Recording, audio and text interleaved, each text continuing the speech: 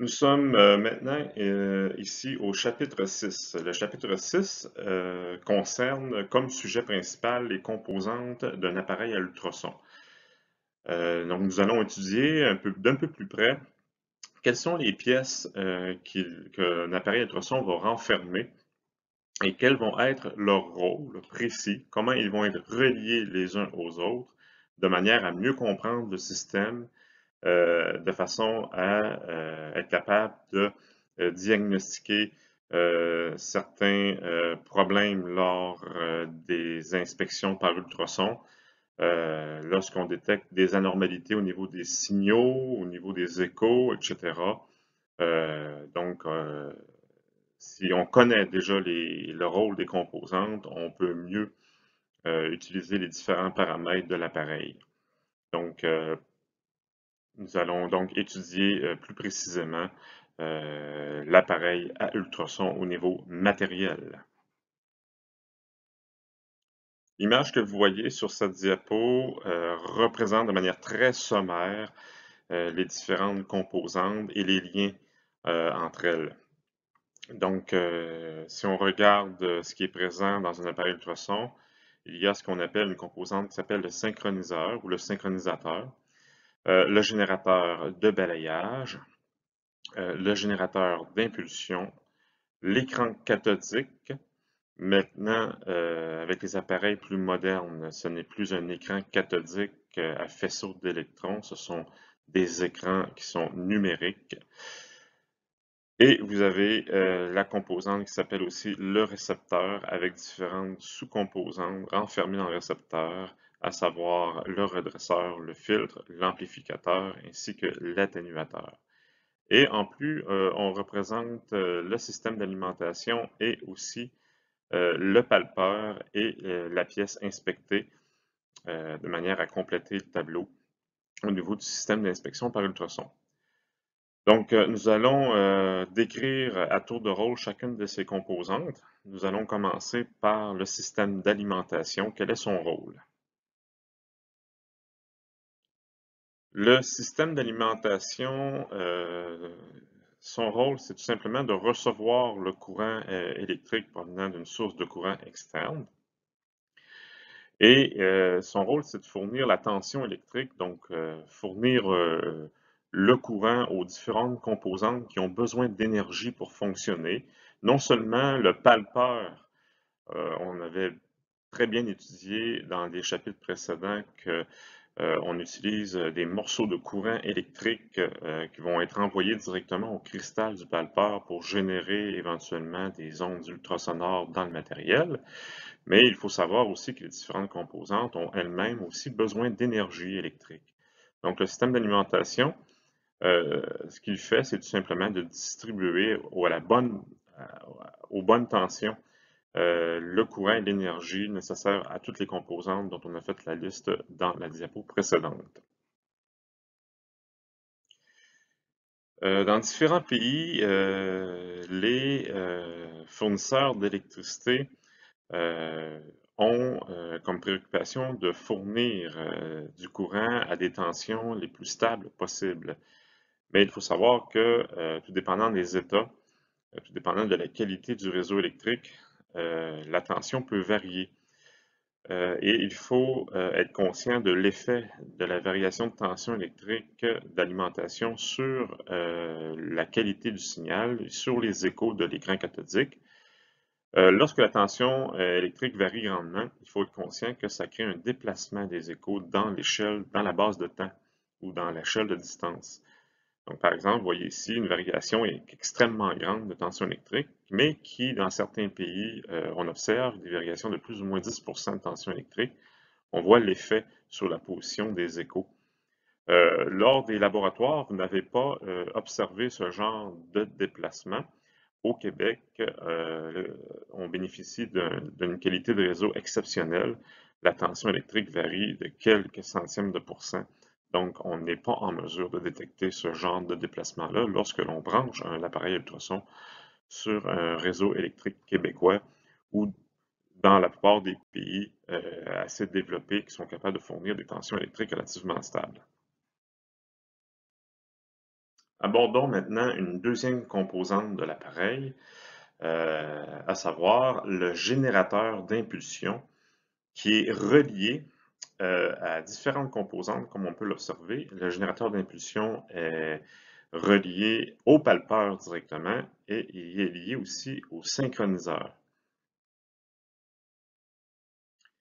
Le générateur d'impulsion recueille une partie de l'énergie électrique pour créer un morceau d'énergie électrique, donc un morceau de courant électrique de haute intensité, et est envoyé directement au palpeur et par effet piézoélectrique va donc créer l'effet de compression-dilatation sur le cristal. Par contre, pour que le cristal travaille convenablement, le courant électrique, le morceau de courant électrique doit être transformé au niveau de sa tension, au niveau de sa durée, au niveau de son amplitude, donc relié à la tension électrique, au niveau de la forme du signal et aussi au niveau du taux de répétition. Donc, il faut savoir que les ondes ultrasonores, ce ne sont pas des ondes continues, ce sont des morceaux d'ondes qui sont reproduites à intervalles réguliers. Donc, on avait déjà vu dans un chapitre précédent que ce sont des morceaux d'ondes qui voyagent dans le matériel et qui finissent par s'atténuer. Et à la suite, un autre son est créé, donc de manière perpétuelle comme ça. Ce sont des bombardements de morceaux de courant électrique qui sont envoyés au cristal.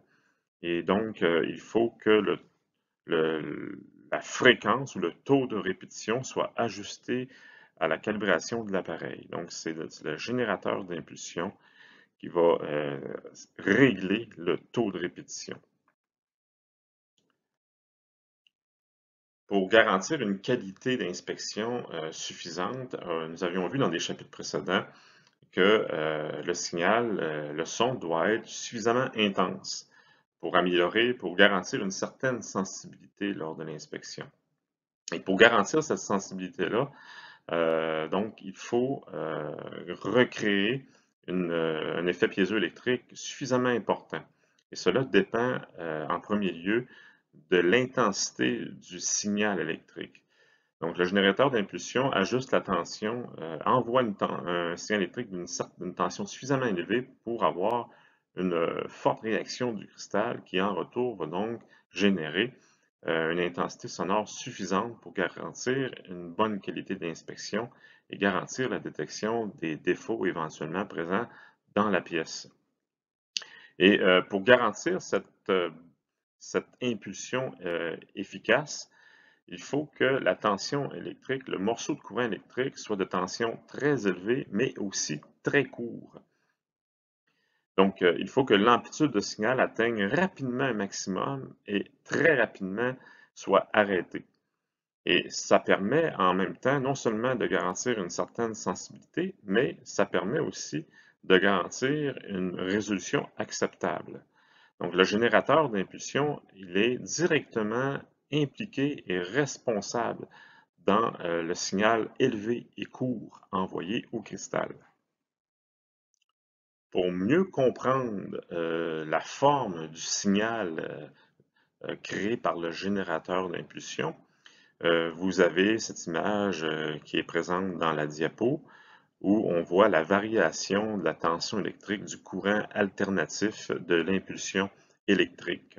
Donc, on voit qu'il y a deux phases du signal électrique. Il y a la montée, où la tension électrique en deux cycles monte à son niveau maximum. Et puis, vous avez la phase de descente, où le signal électrique va continuer à être généré sur un certain nombre de cycles en voyant sa tension progressivement rabaisser. Donc la montée et la descente. Et le total, le temps, la durée ou la longueur de toute l'impulsion, elle est représentée ici comme par exemple, la durée ici dans l'exemple est de 1 micron-seconde. Et puis après, ben, on voit qu'il n'y a absolument rien qui se passe. Donc le générateur d'impulsion va assurer un délai avant l'envoi d'une deuxième impulsion pour toujours faire en sorte qu'il y ait seulement un train d'onde qui voyage dans la pièce, afin de simplifier l'interprétation de l'opérateur. Donc, dans l'exemple qui est ici, on voit qu'il y a un délai d'environ 20 microsecondes entre les deux échos ou deux impulsions successives. Et le nombre d'impulsions générées par, par seconde par le générateur d'impulsion s'appelle le taux de répétition. Autre détail aussi, c'est qu'il y a une composante de l'appareil dont on va parler un petit peu plus tard, qui s'appelle le damping ou l'amortisseur, que vous avez probablement remarqué dans les menus de l'appareil ultrason. Donc le damping qui est simplement une composante qui va agir sur la durée de la phase de descente afin de, au besoin, raccourcir le temps d'impulsion. Ça permet d'améliorer la résolution. En revanche, en raccourcissant le temps de descente, on a aussi comme effet de rabaisser la tension, de sorte que la sensibilité elle est rabaissée. Il est important de se rendre compte qu'il doit toujours y avoir un seul train d'onde qui voyage dans le matériel et le système doit savoir quand envoyer une deuxième impulsion. Donc, les systèmes sont programmés de manière à savoir, en fonction du matériel inspecté, soit l'aluminium ou l'acier, quel doit être le taux de répétition à accorder pour s'assurer qu'il y ait toujours un seul train d'onde qui voyage dans le matériel et attendre que le premier train d'onde dans le matériel soit complètement atténué avant que le système décide d'envoyer une deuxième impulsion avant qui va permettre donc un deuxième train d'onde de voyager dans le matériel. Donc, le taux de répétition, plus il augmente, plus le temps entre chaque impulsion est court, bien entendu. Et donc, le taux de répétition doit donc être suffisamment faible pour permettre aux vibrations ultrasonores de s'estomper avant l'introduction d'une autre vibration. Et tout ça, encore, je le répète, dans le but de ne pas créer une multitude d'échos sur l'appareil correspondant à plusieurs trains d'ondes qui puissent voyager en même temps dans le matériel et revenir à des temps différents revenir au palpeur et générer des échos à des positions qui ne corespondraient pas toujours à la position du défaut. Je l'ai mentionné un peu plus tôt, le damping, qui est une fonction qu'on pourrait traduire aussi par amortissement, est une fonction que l'opérateur a à sa disposition dans la plupart des appareils. C'était le cas avec les appareils avec lesquels vous avez travaillé. Lorsque l'opérateur a besoin d'avoir une meilleure résolution, il peut raccourcir la durée de l'impulsion. Ça agit aussi en même temps sur la tension électrique ou la hauteur du signal, de sorte que la résolution peut être augmentée, mais au détriment de la sensibilité parce que le signal devient moins fort. Dans le cas de nos appareils, lorsque le damping est ajusté à 1000 volts, on a une résolution minimum et une sensibilité maximum. Petite parenthèse ici concernant le générateur d'impulsion.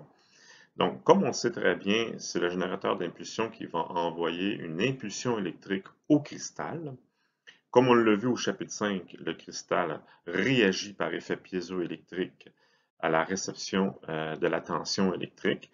Donc, il va se comprimer, se dilater, et en se comprimant et se dilatant, il renvoie immédiatement un signal électrique vers l'appareil pour donner un écho correspondant environ à 0 seconde sur l'échelle de temps.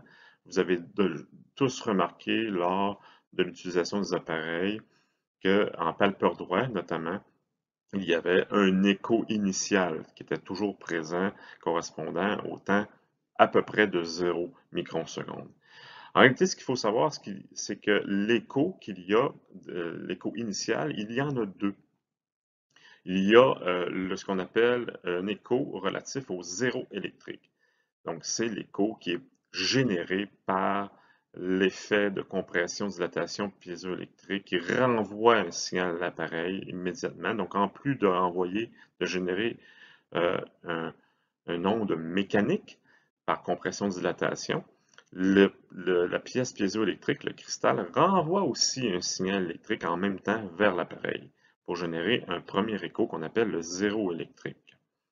Par contre, tout de suite après, il y a un deuxième écho qui est envoyé vers l'appareil, qui est souvent confondu avec le zéro électrique.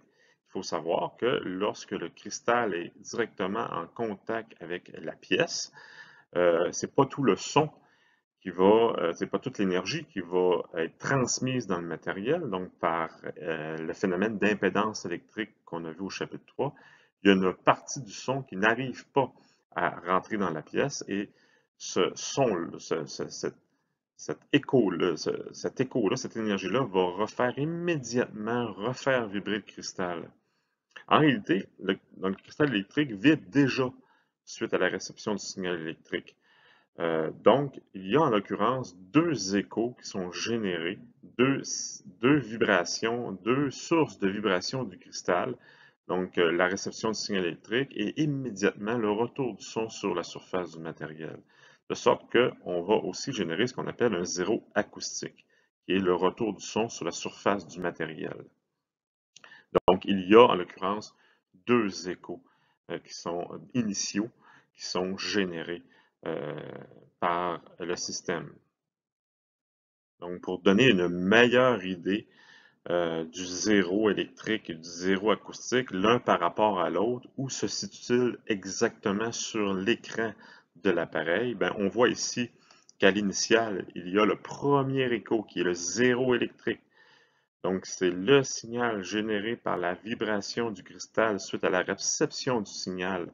Donc, l'impulsion électrique provenant de l'appareil fait vibrer le cristal. Le cristal, en vibrant, immédiatement renvoie un signal électrique à l'appareil. C'est le zéro électrique. Et pendant ce temps, le cristal vibre, donc il provoque un effet de compression-dilatation sur les atomes du matériel.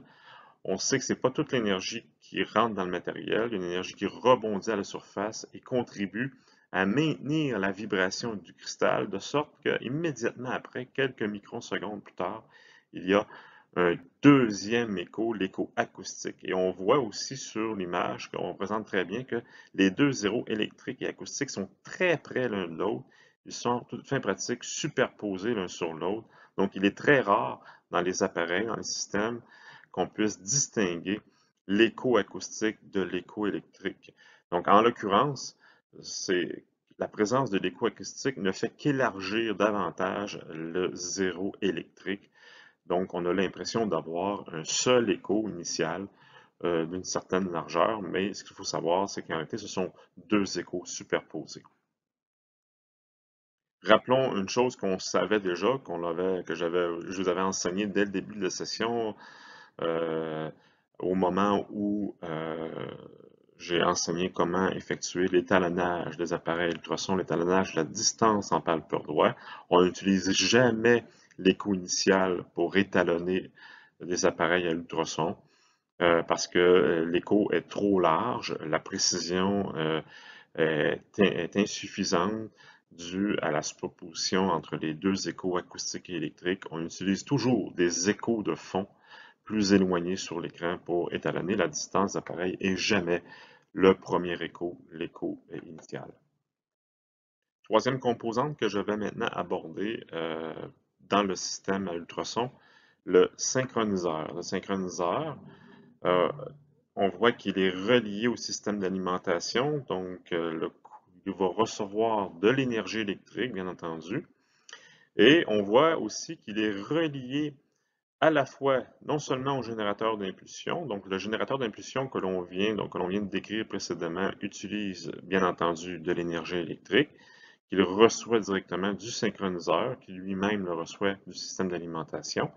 Mais le synchroniseur il partage de l'énergie électrique non seulement au générateur d'impulsion, mais il en distribue aussi au système qui s'appelle le générateur de balayage, qui lui-même est relié à l'écran de l'appareil. Donc, quel est le rôle précis du synchroniseur? Vous savez tous ce qu'est un chef d'orchestre et le rôle d'un chef d'orchestre dans un orchestre symphonique, par exemple. Donc, le chef d'orchestre s'assure que toutes les sections d'un orchestre, par exemple le violon, les cymbales, euh, les, euh, les différents instruments de musique, que chacun des participants, chacun des composantes de l'orchestre puisse jouer la note exactement au bon moment. Ben, le synchronisateur ou le synchroniseur, c'est ce qu'il fait.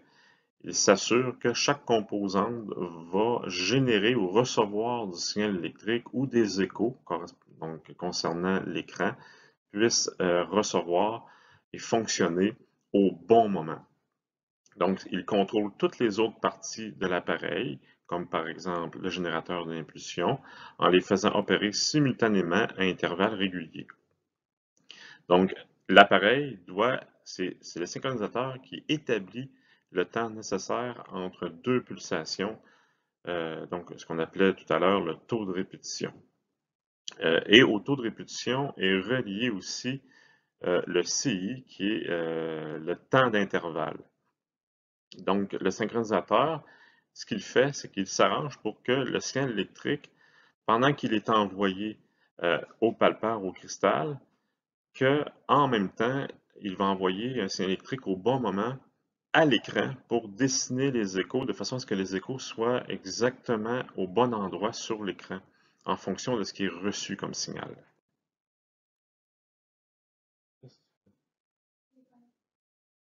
OK.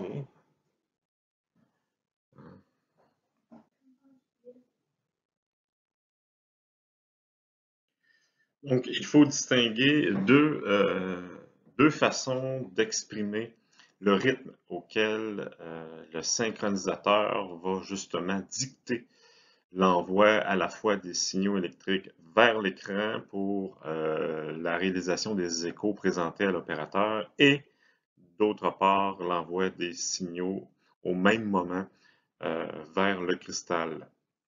Donc, il y a deux façons, soit par le taux de répétition, en anglais le PPS, ou on peut aussi exprimer ce rythme-là par le délai qui sépare l'envoi de chacune des impulsions, chacun des signaux. En anglais, on appelle ça le clock interval. C'est en français le délai.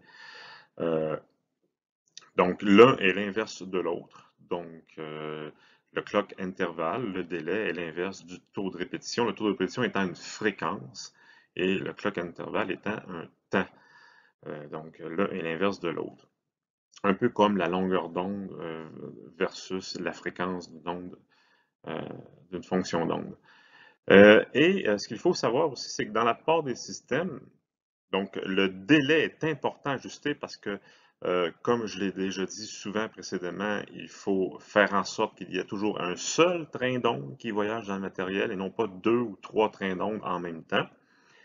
Et donc, il faut assurer un délai suffisant entre chacune des impulsions.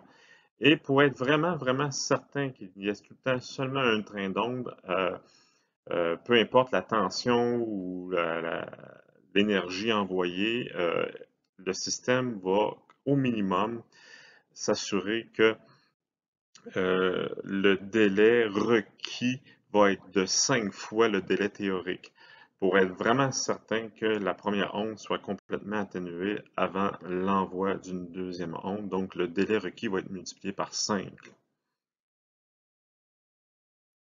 Je vous présente ici un exemple dont la façon le système va arriver à déterminer le délai à respecter entre chaque impulsion, donc à déterminer ce qu'on appelle le clock interval. Donc, par exemple, si on a une pièce d'acier de 64 cm d'épais, le temps que l'onde puisse franchir cette distance, donc le temps que l'onde part du palpeur et arrive à la face opposée de la pièce, va être déterminé par la distance parcourue, en l'occurrence l'épaisseur. Si on exprime cette épaisseur-là en mètres, ça fait 64 par 10 à la moins 2 mètres. Sachant que dans l'acier, les ondes longitudinales voyagent à 5940 mètres secondes, ça prend donc 108 microsecondes pour que le son parte du cristal et arrive à la surface opposée. Il faut considérer qu'un aller-retour prendra, le son voyagera donc exactement du double de l'épaisseur, donc ça lui prendra double de temps. Donc, pour faire un aller-retour, le train d'onde fera l'aller-retour en un temps d'exactement 216 microsecondes. Lors de l'étalonnage, l'appareil va donc tenir compte de cette information et il va ajuster le rythme auquel il envoie les impulsions en multipliant cette valeur de temps-là par 5. Donc, 900, il va arriver à environ autour de 1100 microsecondes à peu près. Et sachant que le rythme, le PPS, est l'inverse du temps, il va donc déterminer que le rythme auquel il va devoir envoyer les impulsions de manière à s'assurer qu'il y ait toujours un seul train d'onde qui voyage dans le matériau va être de 925 pulsations par seconde, ou 925 ppс dans l'expression anglophone. Donc, quelle serait une conséquence si le synchronisateur ne fonctionnait pas correctement ou qu'il ne respecterait pas la règle du rythme de synchronisation? Ben, si par exemple le CI minimum n'est pas respecté, par exemple, si le synchronisateur décide que le CI est égal à 200 microsecondes et qu'il ne respecte pas le 5 fois, ben, il va y avoir une multiplication des échos sur l'écran. Donc, il va y avoir, comme par exemple, 2 échos correspondant au même signal dessiné à l'écran. Donc, il faut que l'appareil puisse savoir à la fois quand il envoie l'écho au cristal, quand le signal revient et quand exactement dessiner l'écho à l'écran. Il faut que tout ça soit de manière synchronisée, se fasse exactement au même rythme, au même moment. Sinon, l'arrivée des échos au cristal, la position des échos correspondant à l'arrivée des signaux au cristal ne correspondront pas. Et donc, ça va créer des erreurs au niveau d'interprétation, au niveau de la localisation des défauts, etc. Maintenant, nous allons aborder une autre composante, le générateur de balayage, qui est comme le générateur d'impulsion, le générateur de balayage est commandé par le synchronisateur. Donc, c'est lui qui reçoit le signal électrique au bon moment, synchronisé avec le générateur d'impulsion. Et le générateur de balayage va recevoir cette impulsion électrique-là et va s'en servir pour dessiner l'écho sur l'écran. Vous avez en mémoire les fonctions de retard du palpeur ainsi que de l'étalonnage de la distance. Ils sont directement reliés au générateur de balayage. Donc, le générateur de balayage, en l'occurrence, c'est le dessinateur des échos sur l'écran. Donc, il va tout simplement dessiner l'écho à la bonne position sur l'écran, la bonne position horizontale commandée par le synchronisateur. On peut aussi dire que le générateur de balayage contrôle la base de temps. Donc, le générateur de balayage, lui, comme je l'ai dit précédemment, c'est lui qui va être responsable de dessiner l'écho sur l'écran au bon endroit. Autre composante importante du système ultrason, le récepteur. Le récepteur est coincé entre 2 composantes de l'appareil. Donc, il est relié au palpeur et il est relié aussi au générateur d'impulsion et aussi à l'écran de l'appareil. Et à l'intérieur du récepteur, il y a des sous-composantes, le redresseur, le filtre, l'amplificateur ainsi que l'atténuateur. Le générateur d'impulsion, comme on l'avait vu, recevait l'énergie électrique pour traiter le signal de manière à envoyer des impulsions électriques vers le cristal à l'intérieur du palpeur, de manière à être capable de générer des ondes ultrasonores dans le matériau. Mais il faut aussi se rappeler que pour permettre l'inspection, il faut aussi permettre au son de revenir vers le cristal qui, en retour, de par sa son oscillation due à l'énergie mécanique va générer un signal électrique qui va voyager à travers le câble coaxial et retourner à l'appareil. Le signal électrique qui est reçu suite à la réflexion sonore sur une limite de la pièce ou sur un défaut, il est reçu par une composante qui s'appelle le récepteur.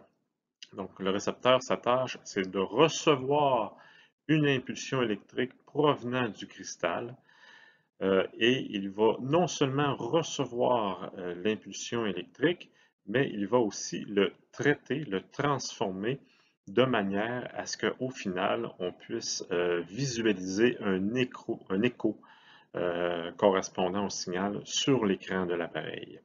Donc, ce traitement de signal-là va se faire à plusieurs niveaux. Donc, à l'intérieur même du récepteur, il va y avoir le détecteur ou le redresseur qui va justement redresser l'impulsion électrique produite par l'oscillation du cristal.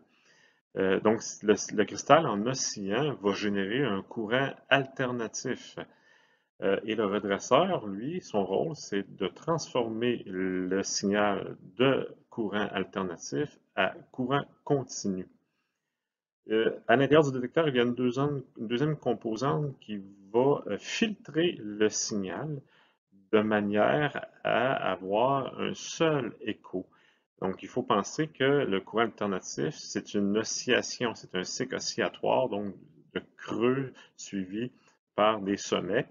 Et vous observez bien que sur votre appareil, vous avez été habitué à avoir plutôt un écho, un seul pic.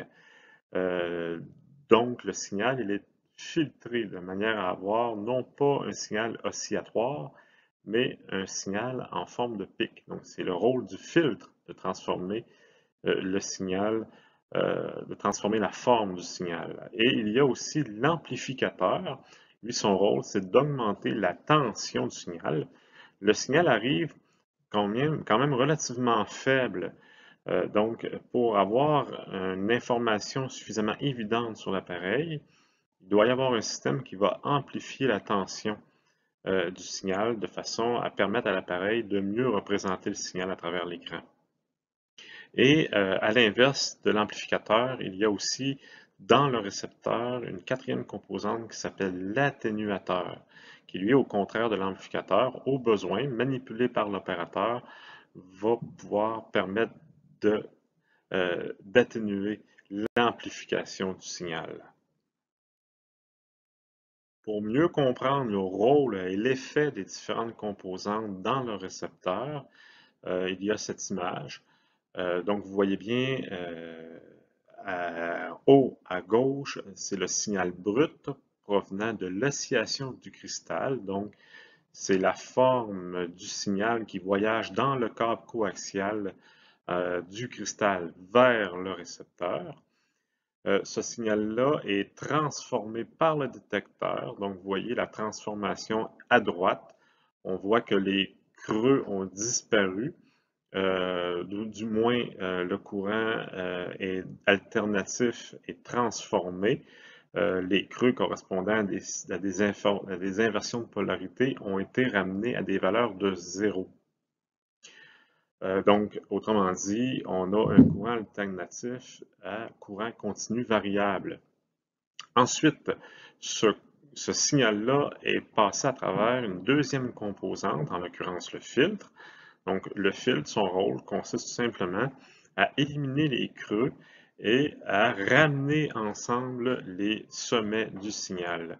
Donc, on se rapproche de plus en plus vers la forme d'un pic auquel on est habitué d'apercevoir à travers l'écran de l'appareil. Et au final, vous avez le signal qui est envoyé vers la troisième composante du récepteur, en l'occurrence l'amplificateur. Donc, on voit que le signal a été encore là aminci et au final, on a le résultat en bas à droite, un pic qui ressemble de plus en plus au genre de signaux auxquels on est habitué de voir à travers l'écran. Donc, le récepteur, en résumé, transforme le signal de façon à rendre plus facile l'interprétation à travers le système par l'opérateur.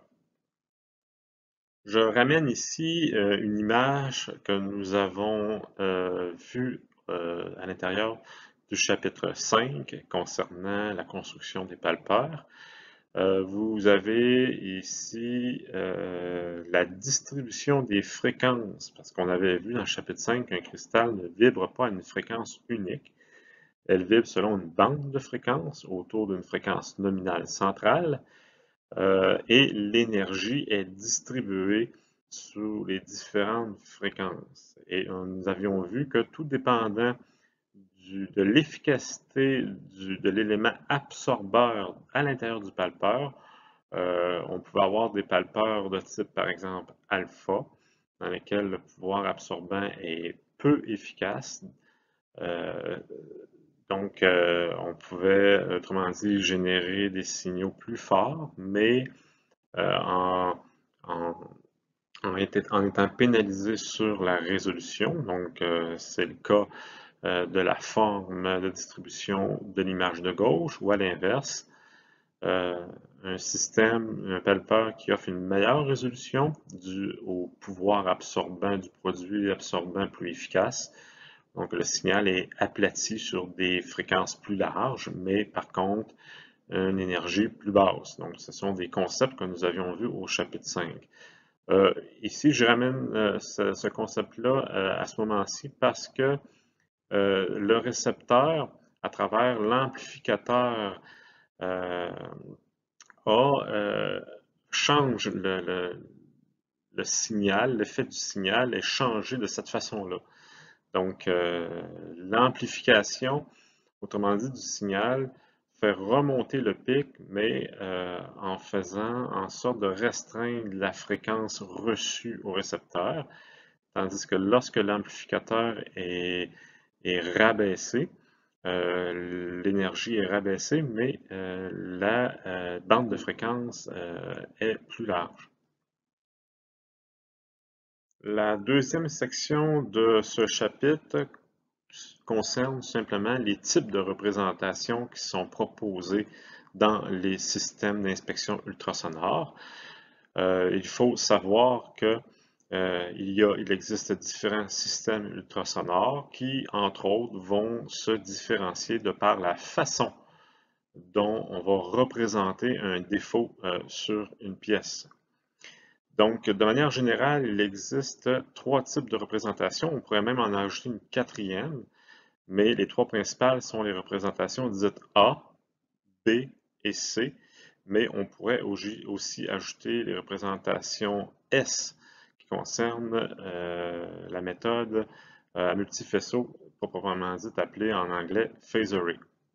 Nous allons maintenant définir chacune de ces 3 représentations. La représentation A est celle que vous connaissez le mieux, c'est-à-dire qu'on représente le défaut sur un écran par un écho, dont la position correspond à la distance parcourue et la hauteur est représentée par la réponse du signal. On utilise bien sûr la hauteur, entre autres, pour évaluer la taille des réflecteurs. L'image représente justement ici, qu'est-ce qu'on entend par représentation A? Donc, sur un écran, s'il y a des défauts ou toute source de réflexion du signal renvoyé au cristal va être représentée par un écho, un pic. Donc, encore aujourd'hui, c'est la principale représentation, mais avec les années, les systèmes se perfectionnent et la représentation S, par exemple, prend de plus en plus d'importance, de sorte que les représentations A vont probablement être portées à disparaître dans le monde de l'inspection ultrasonore. Donc, s'il existe plusieurs types de représentations, ça veut aussi dire qu'elles doivent posséder leurs inconvénients et leurs avantages. Concernant les représentations A, les avantages sont que l'évaluation et la localisation du défaut est bien entendu possible. Vous l'avez expérimenté vous-même. On est très bien capable de localiser un défaut et aussi d'en évaluer l'importance avec la hauteur. On peut aussi calculer la vitesse du son dans le matériau. C'est un exercice qu'on a fait en tout début de session en utilisant la position des échos dans un matériel inconnu dont on désire mesurer la vitesse. Et on peut aussi déterminer la dimension d'un défaut possible, donc la fameuse technique de la chute de 6 dB. En déplaçant le palpeur, on peut très bien évaluer l'étendue d'un réflecteur. En ce qui a trait aux inconvénients reliés à la représentation A, disons qu'on n'a pas la forme du défaut directement à l'écran. On peut en déduire avec, avec un minimum d'effort en allant chercher un signal dans plusieurs directions, mais on ne l'a pas directement. C'est difficile d'imaginer pour certains le défaut dans la pièce. Ceux qui sont à l'aise avec la technique par ultrasons en représentation A et qui ont de l'expérience arrivent très bien à imaginer le défaut dans une pièce. Mais c'est pas l'inconvénient, c'est qu'on n'a pas l'image représentative. On ne peut pas, en tout cas du moins dans la majorité des systèmes, avoir une conservation de preuves en images avec la représentation. Or, on ne peut pas donc dessiner le défaut à partir des représentations A directement. Maintenant, représentation B. Qu'est-ce que la représentation dite B? C'est que les défauts sont indiqués sur l'écran avec leur profondeur sous la surface et leur étendue latérale. L'image que vous voyez ici permet de mieux comprendre qu'est-ce que c'est exactement une représentation B. Vous voyez à gauche de l'image un palpeur déposé sur une pièce renfermant des réflecteurs. Donc on voit très bien les 3 réflecteurs distribués à des positions différentes sur la pièce. En déplaçant le palpeur, le système enregistre les échos et les transforme de manière à ce qu'à l'écran, on puisse avoir une représentation telle qui est présentée à droite de l'image. Donc, vous voyez, les 3 défauts, on les voit clairement sur l'écran de l'appareil. Leur orientation est même représentée et aussi leur profondeur. Donc, ça prend un système qui est capable d'enregistrer, de loguer, autrement dit en termes anglophones, les données pour chacune des signaux obtenus sur chacune des positions au palpeur. Et toutes ces informations-là sont mises ensemble de façon à avoir une représentation finale sur un écran. Donc, on voit les 3 défauts simultanément. Donc, bien entendu, ça requiert un déplacement du palpeur intégralement sur la pièce. Et on a un résultat final, donc une espèce de photo des 3 défauts combinés sur la pièce. Le système d'immersion que le département possède dans la salle d'ultrasons permet exactement ce genre de représentation B suite au mouvement du palpeur au-dessus de la pièce, mais on est en immersion. Donc, à l'inverse de ce qui est présenté à l'image ici, on a une situation où on est plutôt en contact direct sur la pièce. Donc, on peut aussi bien réaliser ce genre de représentation-là en contact ou en immersion. Quant aux avantages liés à la représentation B, disons en premier lieu que c'est une représentation qui est utile lorsque la distribution et la forme des défauts sont demandées. Donc, vous avez vu sur l'image précédente qu'on avait l'orientation des réflecteurs, chose qui est très difficile d'obtenir en représentation A. On a l'orientation du défaut, comme je viens de le dire, et comme je l'ai dit précédemment aussi, on a une conservation de preuve, on a une photo finale. Donc, c'est plus intéressant lorsque vient le temps de prouver l'existence du défaut à un client. On a une photo finale avec une représentation des réflecteurs qui est relativement réaliste. Donc, c'est plus parlant qu'une simple représentation A que l'on a seulement au moment où le palpeur est sur la pièce.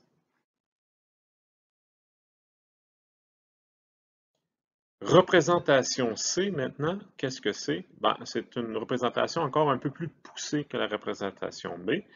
C'est qu'on a une image de la zone inspectée qui est projetée sur l'écran où les contours d'une région défectueuse sont représentés en donnant la position du défaut et son étendue à l'échelle. La représentation C est aussi une représentation qui est utilisée par l'appareil d'inspection par immersion dans le département. Mais l'image que vous voyez ici est une version dite ancienne d'une représentation C, mais le résultat demeure le même, mais la façon d'y arriver est différente par rapport, par exemple, à notre système d'immersion. Donc, pour obtenir une représentation C, comme la représentation B, pour avoir une représentation C, on doit déplacer le palpeur, que ce soit par immersion ou par contact. Donc, on doit déplacer le palpeur sur toute la surface et aller accumuler tous les signaux de chacune des sections de surface. Et encore là, comme pour la représentation B, le système va donc enregistrer et transformer le signal pour chacune des positions, combiner toutes ces informations-là ensemble de manière à avoir une image finale que vous pouvez voir sur la section droite inférieure de l'image. Donc, on voit la pièce à gauche avec les défauts à l'intérieur. On voit le mouvement du palpeur. Donc, on balaie toute la surface. Et au final, on obtient la représentation des défauts vue de haut. Donc, c'est une vue d'avion que l'on a des défauts. La représentation C est donc une vue en plein, tandis que la représentation B est plus une vue de profil. Et pour les systèmes d'aujourd'hui, comme c'est le cas avec notre bain d'immersion, notre système d'inspection par immersion à l'intérieur du local du département, du lab d'ultrasons du département, où le système combine la représentation B avec la représentation C et on peut être capable, en combinant les deux représentations, obtenir une vue en 3 dimensions de la pièce avec les défauts à l'intérieur. L'avantage de la représentation C, c'est que la représentation fournit une indication sur la largeur, l'étendue, la forme exacte de la discontinuité vue en plein. Bien entendu, on a aussi la taille exacte de manière directe. Et comme la représentation B, la représentation C permet un résultat final, une photo de la pièce avec représenté simultanément tous les défauts pouvant être présents dans la pièce. Ce qui constitue, bien entendu, une preuve facilement interprétable, même pour quelqu'un qui n'est pas expert en ultrasons.